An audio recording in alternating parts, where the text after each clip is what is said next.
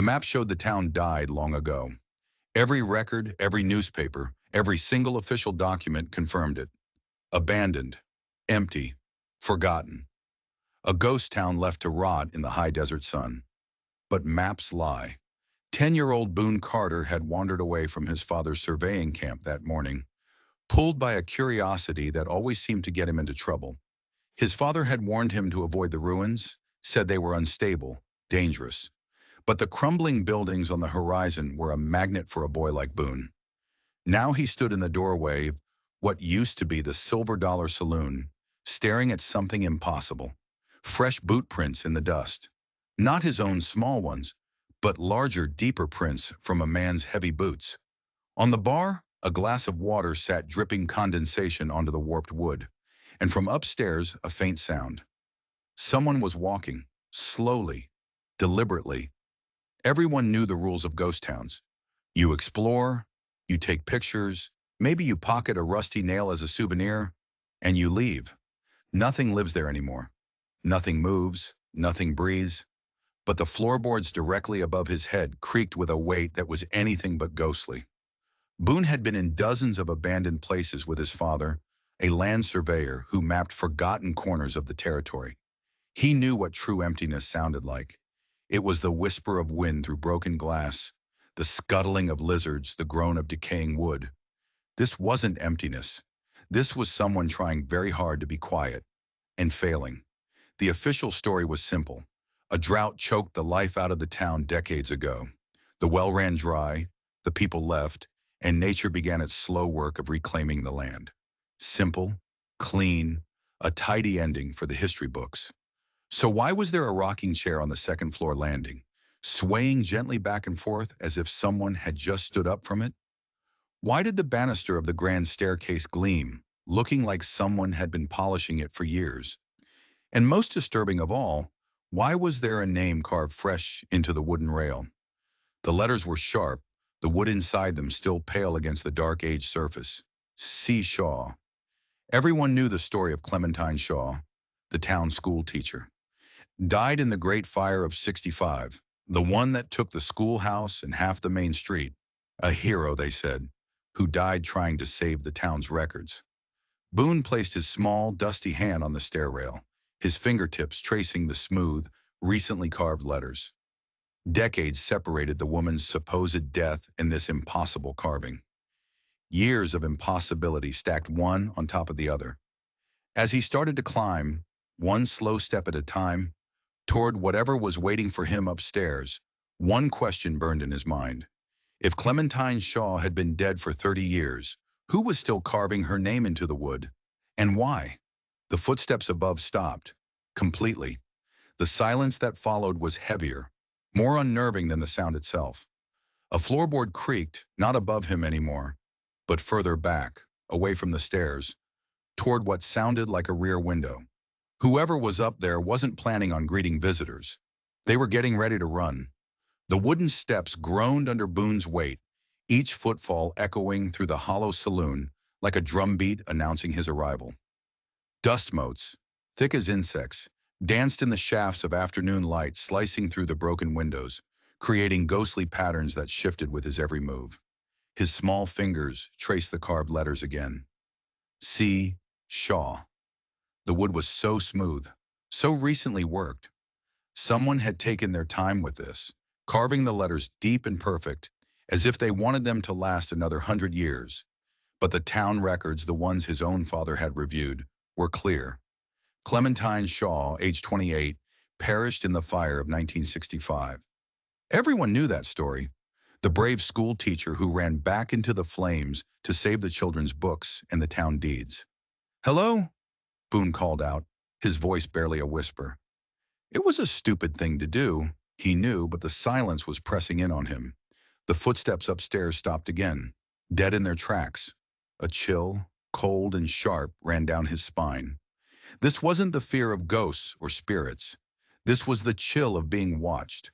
Watched by someone very much alive, and someone who did not want to be found. His father had taught him to recognize that feeling, the difference between an empty place and an occupied one. It was a shift in the air, a certain tension, the feeling of another consciousness nearby.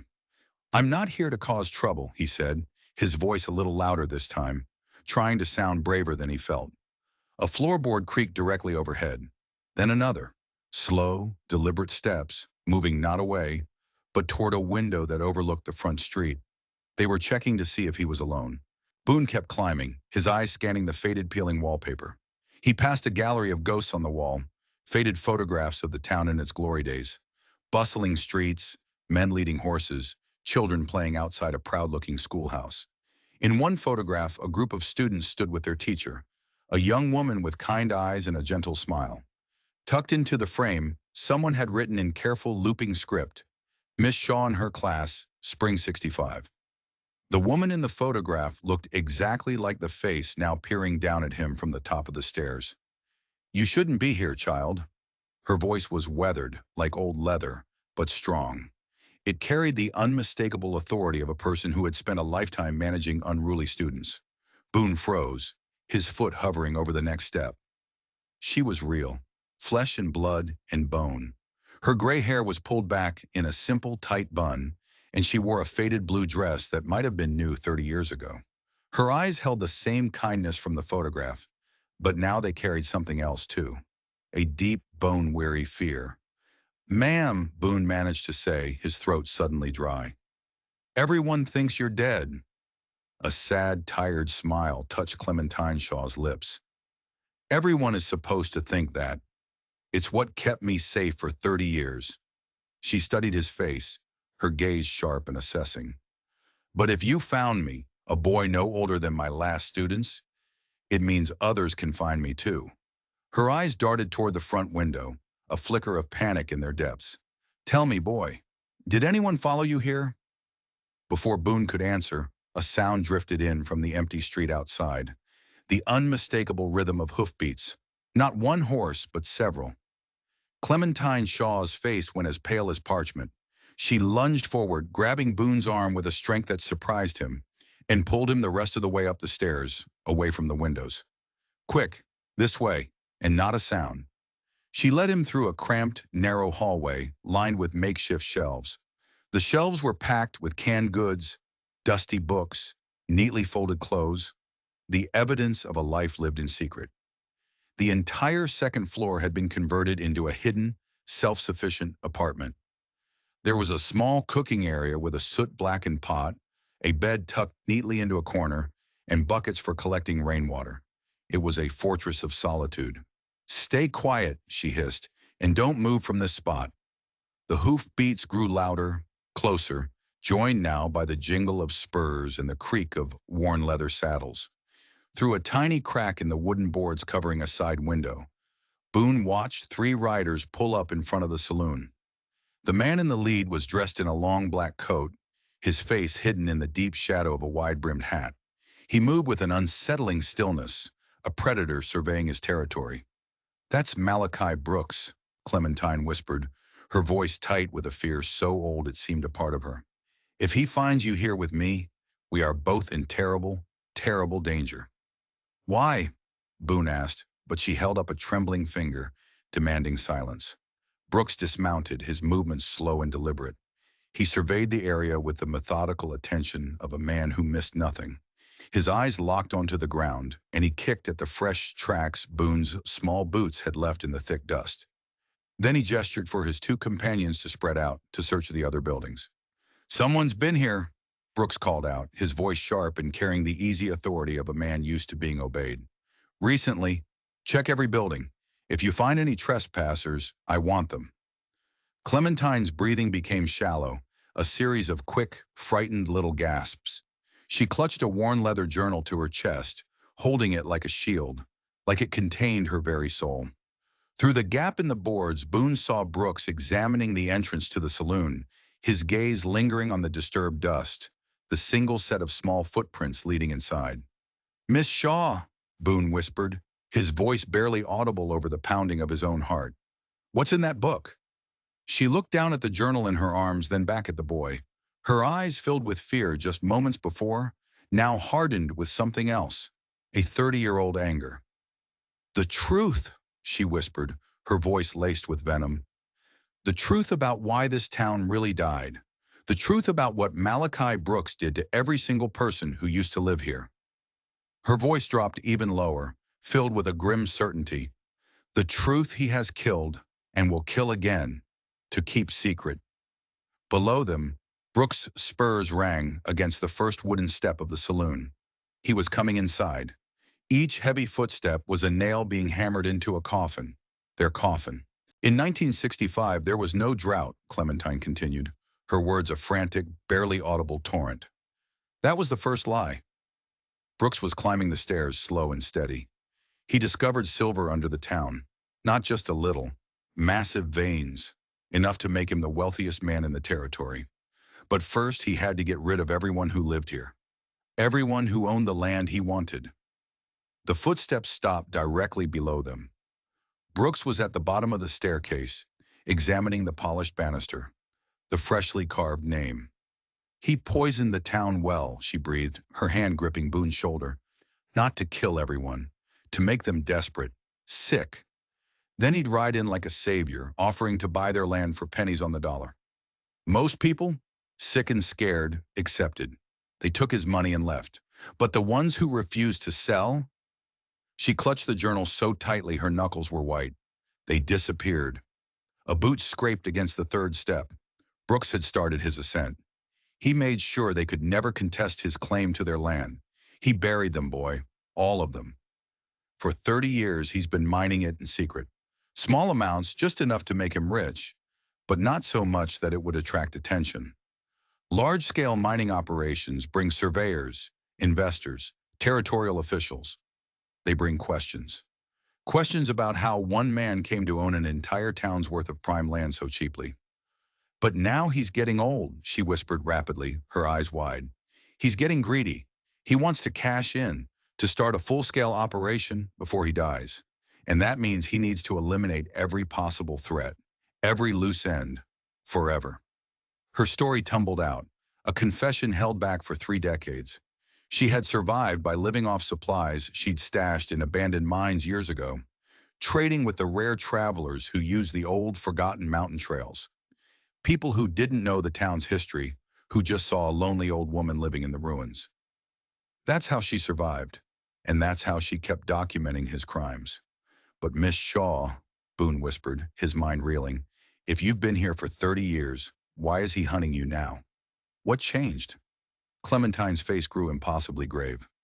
For 3 decades, we had a cold peace, an understanding. He left me alone because he knew that if I was killed, I had arranged for copies of my evidence to be sent to the authorities. I stayed hidden, and he got to keep his secret. But you finding me, that changed everything. She gripped his arm, her urgency palpable. If a 10-year-old boy could stumble upon my hiding place by accident, it means I'm not truly hidden anymore. He knows that. Sooner or later, someone else will find me. A surveyor, a prospector, an official.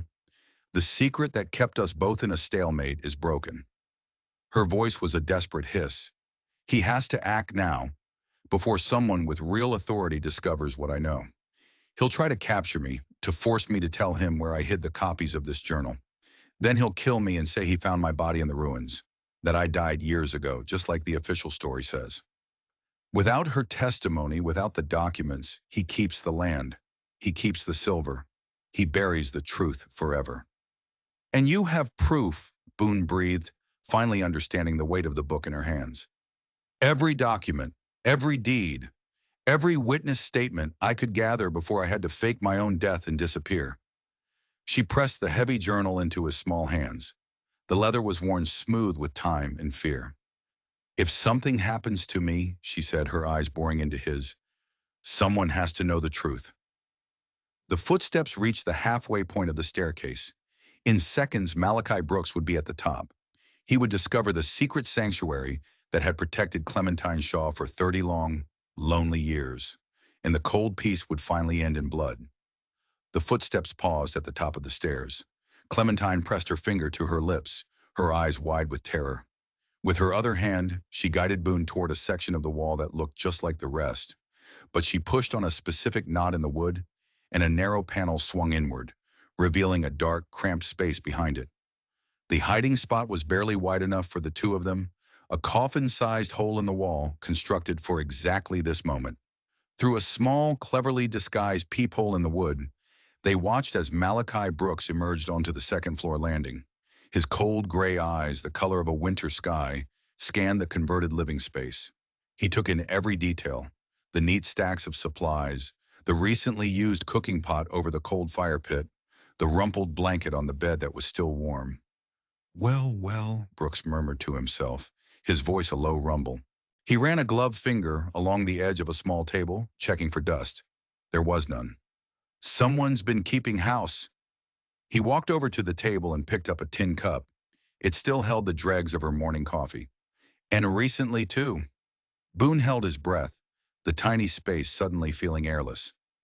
Brooks moved with a slow, methodical grace, examining every object, his presence filling the room with a palpable menace. The air felt thick, heavy, dangerous. "Whoever you are," Brooks called out, his voice now loud, echoing off the wooden walls. "I know you're here. I can smell the fear.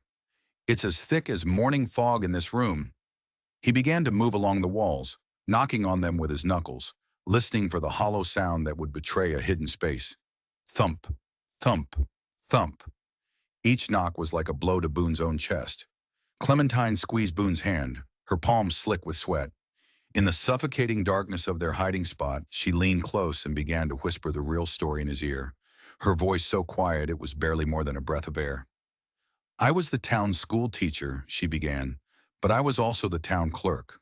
I kept all the records, birth certificates, land deeds, marriage licenses, everything. When people started getting sick from the well water, she was the one who began documenting it all. The names, the dates, the symptoms. She noticed a pattern. Brooks was now at the bookshelf, pulling out volumes, flipping through the pages, not reading, but searching. He was looking for something.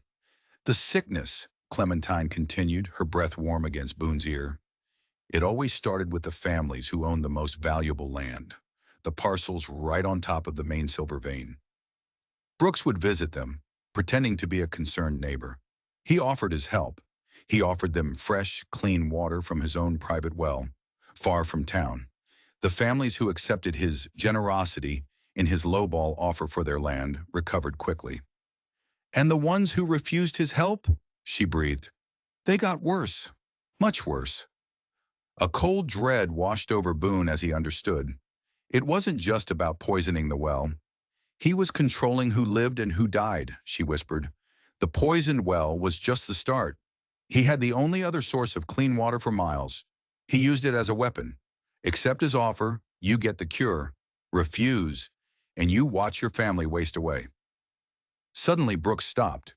He had found something. He held up a small scrap of blue cloth, examining it in the dim light. It was a piece of fabric torn from a dress, snagged on a wooden splinter near the window frame where Clementine had been watching him. "Fresh fabric," Brooks said with a grim satisfaction. "Our ghost is very much alive." He carefully folded the piece of cloth and slipped it into his coat pocket. "And she's getting careless." Just then, the sound of his men returning echoed from downstairs. "Boss!" one of them called up. "We found fresh tracks, leading away from the north side of town. Small boot prints, like a kid's. They head toward the old mining trail.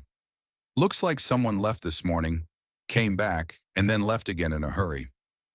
A smile spread across Brooks' face, a cold, cruel expression that held no warmth at all. "Excellent.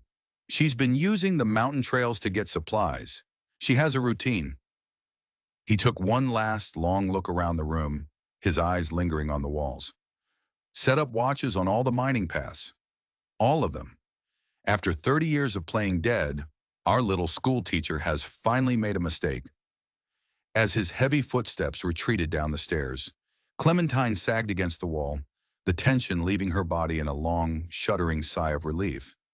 But her expression remained grim, her eyes dark with a new kind of fear. "He knows I'm alive now," she whispered to Boone. "He knows for certain, which means I have very little time left." She looked at him, her gaze intense. "And you, child, you are now in just as much danger as I am." They waited in the cramped, suffocating darkness until the sound of hoofbeats finally faded into the distance. When Clementine finally pushed the panel open, her hands were trembling. "We have an hour, maybe less, before they come back with more men," she said, her voice strained. She moved quickly, gathering a small bundle of supplies. A canteen, a bag of dried meat, a compass. "Brooks won't leave this to chance now. He'll bring enough people to tear this town apart board by board." Boone clutched the heavy leather journal to his chest, the weight of 30 years of secrets pressing down on him. "Miss Shaw, why didn't you ever leave? Why stay here hiding all this time?" She paused in her frantic packing, her eyes growing distant, clouded with painful memories. "Because leaving meant abandoning the people who trusted me," she said softly. "The people who died because they trusted me to protect their homes, their futures." She knelt and pried up a loose floorboard, pulling out a small, rust-covered metal box. "And because I wasn't the only one who survived his poison." She opened the box. Inside were not just documents, but photographs, letters, mementos of lives cut short. She spread them across the table, revealing the faces of families Boone had never known. "The Morrison family," she said, her finger tracing the outline of a smiling man. "The Caldwells, the young couple who just opened the bakery." Her voice was thick with unshed tears. "Brooks told everyone they either died from the sickness or just packed up and left town in the middle of the night. But I saw what really happened. I saw what happened to those who refused his offers." "What do you mean?" Boone asked, though the cold feeling coiling in his stomach told him he already knew the answer. "They didn't die from poisoned water, child," she said, her voice turning hard as iron. "They disappeared, one by one, in the dead of night. Brooks and his men would ride up to their homesteads, and in the morning, the families would be gone, their homes empty. He made sure they could never tell anyone about his private well or about the forced land sales." Her voice hardened with a righteous fury that had simmered for 3 decades. "I documented every single family that vanished. 17 households, 63 people, men, women, children." She opened the journal to a page filled with names, dates, and detailed descriptions of their last known moments. "I stayed because someone had to remember them. Someone had to keep the evidence safe, to be their voice when they could no longer speak for themselves." The sound of approaching riders shattered the quiet, but it was different this time. Louder, more horses than before, many more. "He's brought an army," Clementine whispered, her face ashen as she peered through the gap in the boarded window. There were at least a dozen men fanning out across the town, dismounting, rifles in hand. Brooks' voice carried clearly across the empty street, sharp and commanding. "Search every building, every cellar, every attic, every hidden corner. I want the woman found and brought to me alive. She has something that belongs to me." "The journal," Clementine said, a look of sudden, dawning horror on her face as she looked at Boone. "He doesn't just want me dead anymore. He needs to destroy the proof before anyone else can see it." "Miss Shaw," Boone said, his young voice surprisingly steady despite the terror gripping him. "My father. He's a surveyor. He taught me about the hidden trails through these mountains, the old mining paths. I could take the journal. I could get it to the authorities in the next settlement." She knelt in front of him, her hands on his small shoulders, studying his face with an intensity that made him feel like an adult. "That would mean leaving me here," she said quietly, "leaving me to face Brooks and his men alone." "But if I stay, we both get caught," Boone argued, his voice pleading. "If I go, at least the truth survives." The sound of men kicking in the door of the building next door grew louder. They were moving systematically, building by building, getting closer. The saloon would be next. Clementine made her decision. She pressed a small, tarnished silver locket into his palm along with the journal. "This belonged to Mrs. Morrison," she said, her voice cracking. "She gave it to me the night before her family disappeared. Inside is a photograph of her 2 children." Her eyes filled with tears, spilling down her weathered cheeks. Promise me that if you make it to safety, you'll make sure people know what happened to them. To all of them." Heavy boots thundered up the saloon stairs. Not one set this time, but 3 or 4. There's a rope ladder hidden behind the back window, she whispered urgently, pulling him toward the rear of the room. It leads down to the old stable. From there, you can reach the mountain trail without being seen. What about you? Boone asked, his heart breaking. Clementine Shaw straightened her shoulders, and in that moment, she was no longer a frightened old woman hiding from the world. She was the schoolteacher again, the protector, the one who stood between danger and the children in her care. I've been hiding for 30 years, she said, her voice ringing with a newfound strength. It's time I stopped running. It's time I faced Malachi Brooks directly. The footsteps reached the second-floor landing. In moments, they would be here. They would discover the hidden living space that had been her sanctuary and her prison for 3 decades. Boone clutched the leather journal and the silver locket against his chest as Clementine guided him toward the back window.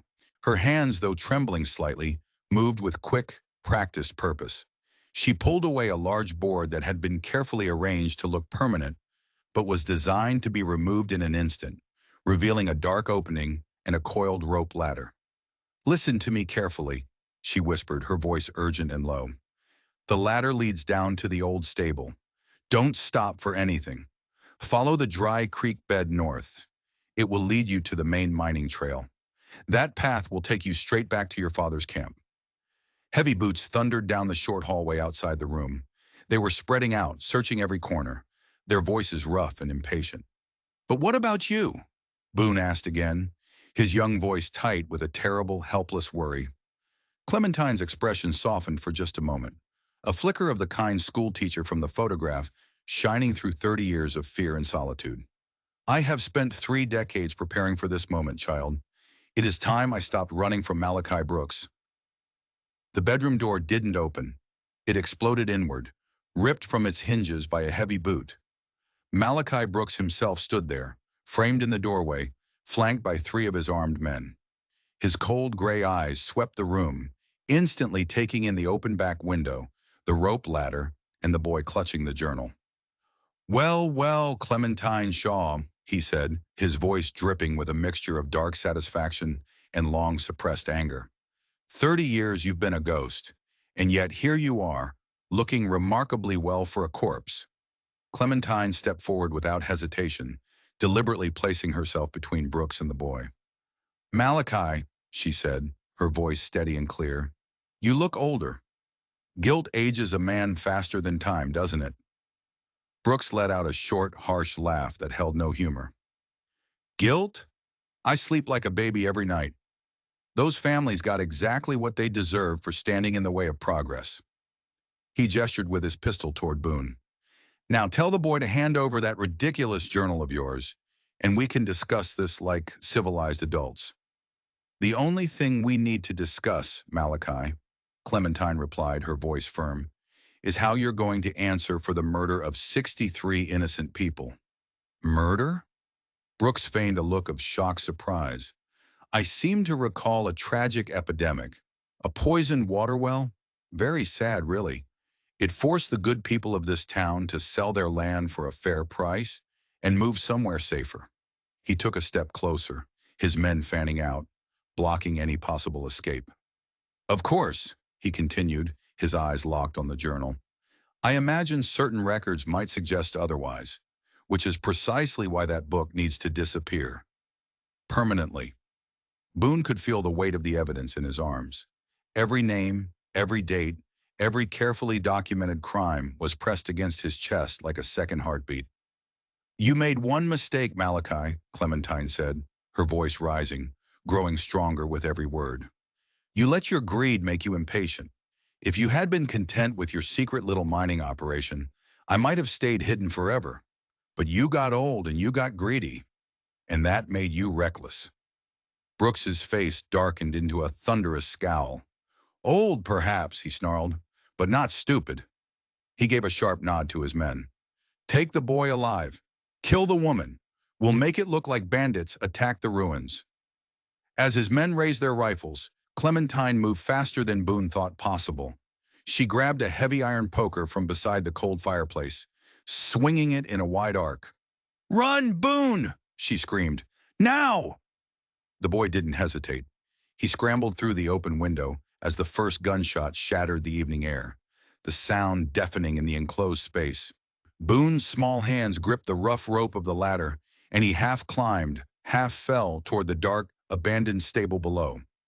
Above him, the sounds of a desperate struggle echoed from the saloon. Furniture crashed to the floor. Men shouted in anger and pain. And through it all, he could hear Clementine's voice, defiant and furious, despite the impossible odds. His boots hit solid ground just as he heard Brooks roar in frustration. "Find that boy. He has everything. Everything that could destroy us." Boone clutched the journal and the locket even tighter, a profound and terrifying understanding dawning on him. He wasn't just carrying evidence of crimes. He was carrying the only hope for justice for 63 murdered people whose names filled the pages of the book in his arms. The stable offered a moment of cover, but he could already hear boots pounding on the wooden boardwalk outside the saloon. Brooks' men were coming for him. Following Clementine's instructions, he burst out of the stable's rear door and ran for the dry creek bed, using the deep shadows of the abandoned buildings to hide his frantic movements. And then a sound cut through the night air that made him freeze in his tracks. A woman's scream, sharp, full of pain. Then silence. Boone's 10-year-old conscience warred with his instinct for survival. Clementine had saved his life. She had entrusted him with the most important mission of his life. But she might be dying right now, while he ran away. The decision was made for him. The thunder of approaching horses. Two riders were circling around the north side of town, their dark shapes silhouetted against the twilight sky. They were cutting off his planned escape route to the mining trail. Brooks had anticipated Clementine's escape plan. He had set a trap. Trapped between the riders ahead and the search party behind, Boone made a desperate, split-second choice. Instead of following the creek north toward his father's camp and safety, he turned south, plunging deeper into the mountains, into jagged, unfamiliar terrain.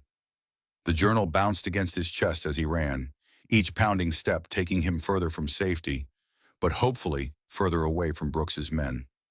Rocky outcroppings and thorny bushes provided cover, but they also made running treacherous in the growing darkness. And from the town behind him, a voice carried clearly on the cold night air, a voice that turned his blood to ice. "I know you can hear me, boy." It was Brooks. "That woman you're trying to protect. She lied to you. I didn't murder anyone. They're all still alive." Boone stumbled, his ankle twisting on a loose stone. He fell hard, the sharp rocks scraping his hands. What did he mean? "That's right." Brooks' voice echoed off the canyon walls, seeming to come from all directions at once. "Every family she claims I killed is living comfortably in California. I bought their land, fair and square, and I helped them relocate to a better life. Clementine Shaw isn't a witness to murder. She's a mad woman who's been living in a fantasy for 30 years. The boy's head spun with a dizzying confusion. Could it be true? Could Clementine have been wrong? Could 30 years of isolation have twisted her memories, turning a business transaction into a monstrous crime? "Look in that journal," Brooks called out, his voice closer now. "You'll see. You'll find the same names written over and over, like the ramblings of someone obsessed. They're the ravings of a woman driven insane by loneliness. I've been trying to help her for decades, but she keeps running away." Doubt, cold and poisonous, crept into Boone's mind. Huddled behind a large boulder, his heart hammering against his ribs, he opened the journal. With trembling hands, he used the faint moonlight to scan the pages. The handwriting was meticulous, detailed, organized. It wasn't the chaotic scrawl of a mad person. But then he saw it, something that made his blood run cold. At the bottom of several pages, written in a different, heavier ink, were small, tidy notations. "Confirm relocated Sacramento, MB. Family settled in Fresno. Deed transfer complete. Enum. EUB." Each note had a date next to it, and all the dates were recent, within the last few years. If Brooks had killed these families 30 years ago, why would he be tracking their supposed relocations now? Boone stared at the journal pages, his mind a whirlwind of confusion and fear. Something felt deeply wrong about Brooks's story, but the handwritten notations were there in black and white. Confirmed relocated, MB. The initials appeared on 17 different family records, all dated within the past 5 years. It made no sense. But then he noticed something else, something small that made him pause. The ink. It was different. While Clementine's original entries showed the telltale signs of age, the ink slightly faded and browned. These new notations looked fresh. The ink was a deeper black, sharp against the old paper, as if someone had added them to the pages very, very recently. Still reading fairy tales, boy. Boone jumped as Brooks appeared from around the side of the boulder, moving as silently as a cat. He had tracked him through the rocks. His voice was calm now, almost gentle, stripped of its earlier menace. I've been adding those updates to her journal for years, Brooks said, his voice soft and reasonable, hoping that if she ever looked at it again, she'd see the truth and stop her delusions. You've been in her journal before? Boone asked, his voice barely a whisper. Many times, Brooks said with a sad shake of his head. She never locks up that little hiding place of hers as well as she thinks. I check on her, you see. Make sure she has what she needs. Brooks knelt beside him, and he was no longer the threatening villain from the saloon. He looked like a concerned grandfather, his face etched with worry. That poor woman has been living in a fantasy world, child. Isolation does terrible things to the human mind.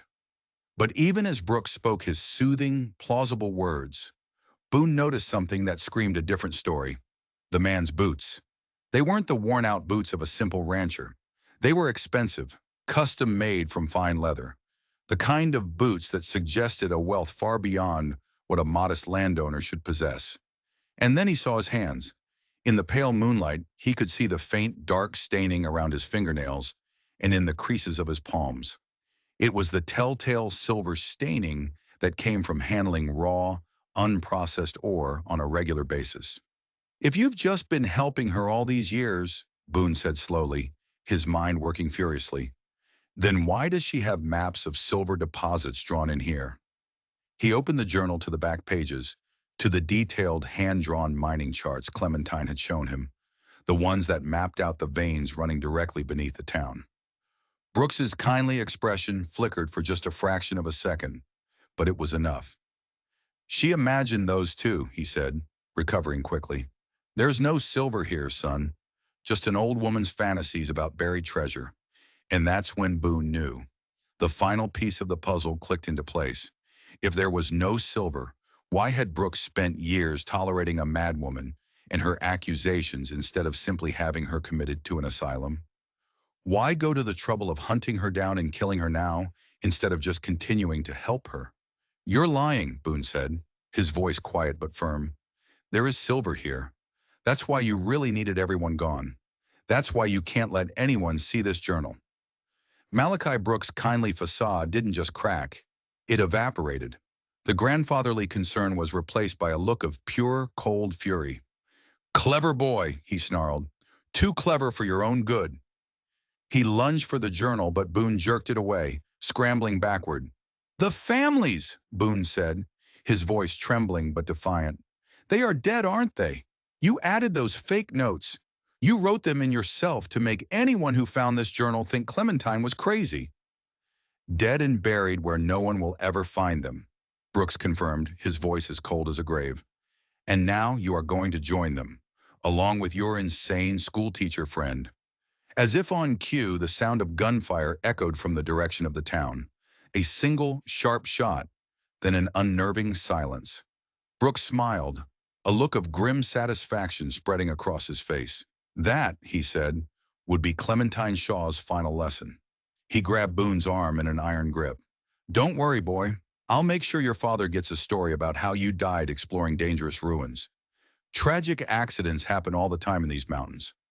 But as Brooks began to drag him back toward the town, Boone saw something that gave him a tiny, desperate flicker of hope. A plume of thick black smoke was rising from the center of the town, and the sounds carrying on the wind weren't shouts of victory from Brooks's men. They were shouts of panic. Whatever had happened during that final, single gunshot, the fight wasn't over yet. As Brooks dragged Boone back through the abandoned town's main street, the source of the smoke and panic became terrifyingly clear. The Silver Dollar Saloon was on fire. Not just smoldering, but burning furiously, bright orange flames licking out of the broken windows of the second floor, reaching for the night sky. But the shouts weren't coming from inside the burning building. They were coming from the street, where Brooks's men stood in a ragged line, their hands raised high in surrender. Standing behind them, her figure silhouetted against the roaring fire, very much alive and holding a rifle with the practiced ease of a seasoned hunter, was Clementine Shaw. Her dress was torn and singed, and a nasty cut ran across her cheek, but her eyes blazed with 30 years of suppressed fury, finally and completely unleashed. "Let the boy go, Malachi," she called out, her voice ringing with authority over the crackle of the flames. "It's over." Brooks tightened his agonizing grip on Boone's arm, his face a mask of disbelief and rage. "You should have died in that schoolhouse fire 30 years ago, Clementine. It would have saved us all a lot of trouble." "Maybe," she called back, taking a step forward. "But I didn't." She gestured with the rifle toward the burning saloon. "And now everyone is going to know exactly what you did. I made sure of that before your men finally broke down my door." "What are you talking about, you crazy old woman?" Brooks snarled. Clementine smiled, a grim, triumphant expression. "While your thugs were busy breaking down doors, I was starting a fire. A very special fire. One designed to reveal the secret you've been hiding under this town for 3 long decades." The flames had spread from the saloon to the old mining office adjacent to it. As they watched, the roof of the wooden structure groaned and then collapsed inward with a roar, exposing something in the ground beneath it that made Malachi Brooks's face go white with pure terror. The timbered entrance to a mine shaft, and scattered all around it, glinting like fallen stars in the firelight, was the unmistakable silvery sheen of processed ore. 30 years of secret mining, Malachi," Clementine continued, her voice clear and strong. "Every ounce of silver you've stolen is evidence. Evidence of theft from the murdered families whose land you stand on. And now it's all visible from the main trail. By morning, every traveler, every prospector, every lawman passing through will see it." "You've destroyed nothing," Brooks roared, his composure finally shattering. "Without that journal, you have no proof of ownership, no proof of murder." "I have it right here, Mr. Brooks," Boone said, holding up the heavy, leather-bound book. "Every name, every deed, every single piece of evidence." "Evidence written by a mad woman means nothing in a court of law," Brooks spat. "Then you won't mind if I give it to the territorial authorities," a new voice said, calm and steady from the shadows behind them. Boone's father emerged from the darkness, and he wasn't alone. He was accompanied by 2 grim-faced men wearing the badges of U.S. Marshals. The surveying party had heard the gunshots and ridden to the nearest settlement for help. Brooks looked around wildly, his eyes darting from his captured men to the exposed mine, from the armed woman he thought was dead to the lawmen now blocking his path. For 30 years he had maintained his brutal grip on this land through fear, murder, and lies. Now in a single night, a 10-year-old boy and a schoolteacher who was supposed to be a ghost had unraveled it all. "Malachi Brooks," one of the deputies said, his voice flat and official as he drew his pistol. "You're under arrest for 17 counts of murder, for theft, and for conspiracy." As they led Brooks away in chains, he stopped and turned to look at Clementine one last time, his face contorted with hate. "You think you've won," he sneered, "but you've spent 30 years of your life hiding in a dusty hole. What kind of a victory is that?" Clementine Shaw straightened her shoulders and looked at the burning remains of her hiding place. Then she looked at the journal, now safe in Boone's hands. "The kind," she said, her voice soft but clear, "where 63 innocent people finally get justice, and their families' names are finally cleared." She knelt beside Boone, her voice gentle once again. "Thank you, child," she said, placing a hand on his shoulder. "Sometimes it takes fresh eyes to see the truth that's been hiding in plain sight all along." As dawn broke over the mountains, the ghost town was a ghost town no more. It would soon be filled with investigators, with the families of the victims come to reclaim their history, and with the bright, clean light of a long overdue reckoning that Clementine Shaw had waited 3 decades to see. If you enjoyed this story, click the video on your screen now to watch another unforgettable tale where courage and mystery collide in ways you never expected. And don't forget to hit that subscribe button and consider leaving a super chat to help us keep bringing you more stories just like this one. Your support means everything to us.